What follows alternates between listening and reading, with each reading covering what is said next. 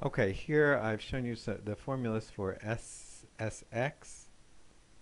Actually, it says S, and we're talking about SSXX, but it's the same thing actually. SYY and SXY. So if you look at SXY, that should be familiar to you because what is that? That's the covariance, or the numerator of the formula for the correlation. So that should be familiar to you. So what's SYY? What's the difference between SXY and SYY? So I think you can see that if you have XY, you do X minus X bar, Y minus Y bar. But if you have YY, you just do Y minus Y bar twice. And if you have XX, you do X minus X bar twice.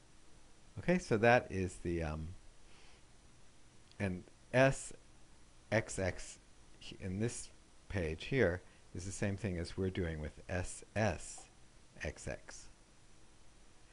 Okay, now actually, so here's SSXY. Now it doesn't look like what I just showed you. That's because this formula is algebraically equivalent to the formula I just showed you. So you could do it either way. You could use this formula or the other one, but the other one's easier to remember. This one is actually easier to use. So anyway, going back, what are we doing now? Did we forget already?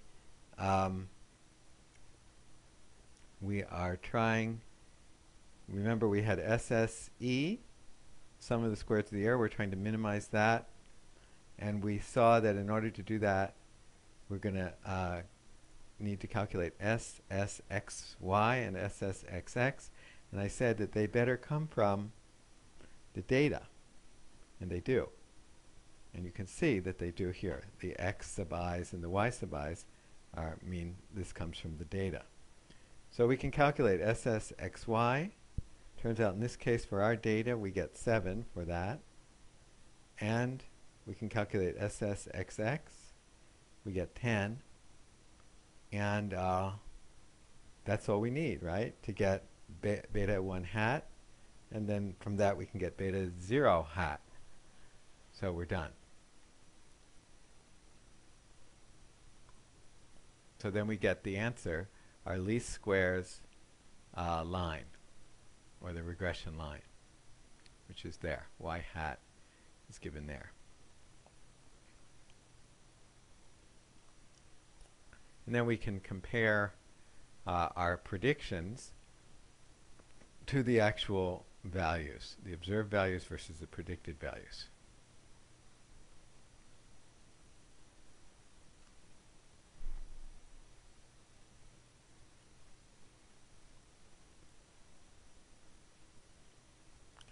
They make one caveat here, down here where it says however. However, the model parameters should be interpreted only within the sampled range of the independent variable. In other words, if our data was where advertising was only between $100 and $500, you shouldn't make predictions of what's going to happen when you spend $800 because our data didn't come from there, from that range. This is a printout from a different software instead of Excel, but we saw how to do it in Excel, so I'll leave it with that like that.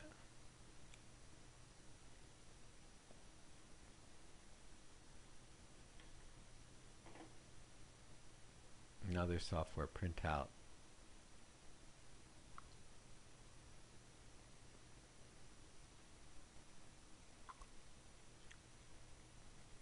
Sorry about that. Okay, let's talk about model assumptions.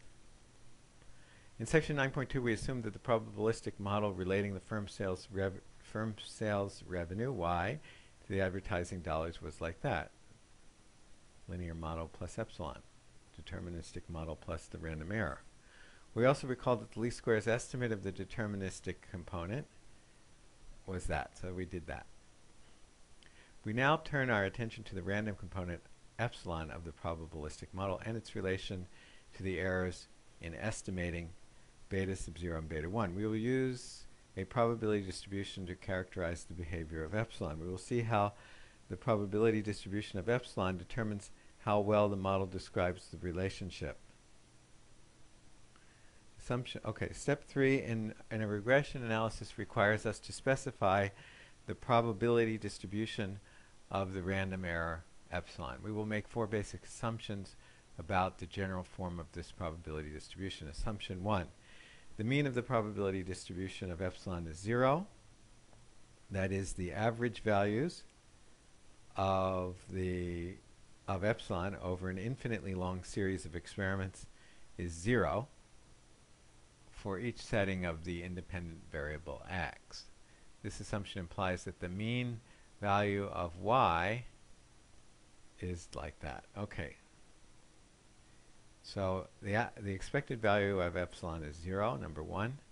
Assumption 2, the variance of the probability distribution of epsilon is constant for all settings of the independent variable x.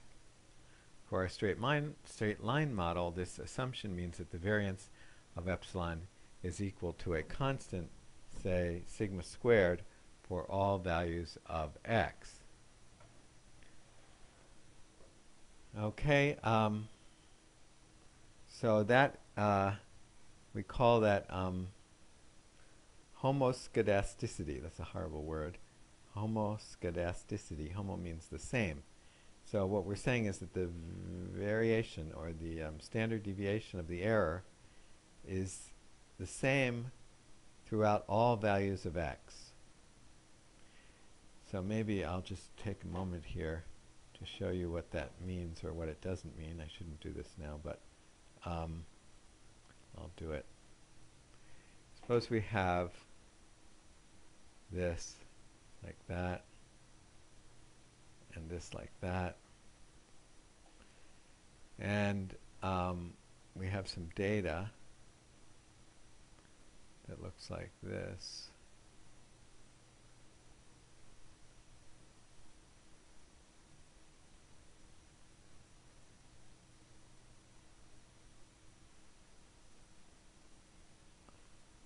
Okay, now there's we have data, and we can imagine a regression line going through that data, and we can think about the error off of that regression line, and the error is sort of, first of all, it's all about the same amount off of the regression line. But if if the data started looking like this,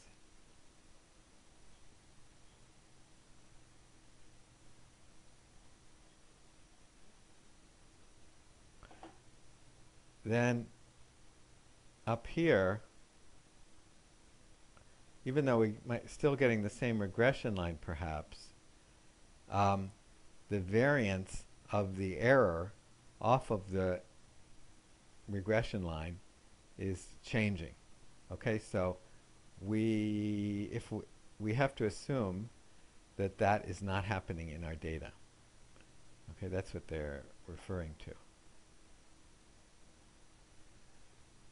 So the variance of the probability distribution of epsilon is constant for all settings of the independent variable x. For our straight line model, this assumption means that the variance of epsilon is equal to a constant, say, sigma squared, for all values of x.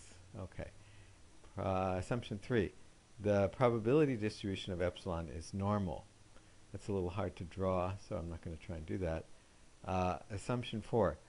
The values of epsilon associated with any two observed values of y are independent. That is, the value of epsilon, associated with one value of y has no effect on the values of epsilon associated with other values of y. And that's the one actually that we're going to concentrate on a little later. That's the one that when it's not true, when that assumption is not true, we say the data is autocorrelated. Okay. So the implications of the first 3 assumptions can be seen in figure, so they did draw it for us, 9.7. So you can see they drew in that kind of normal curve to indicate that the distribution of the error term is normally distributed off of the regression line. Okay. So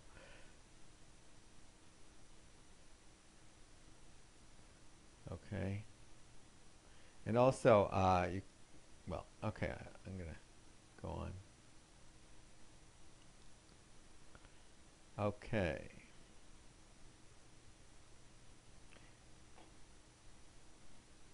All right, 9.4, an estimator of sigma squared.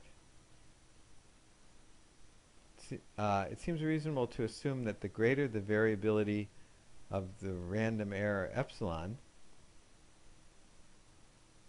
well, actually, I'm going to stop here.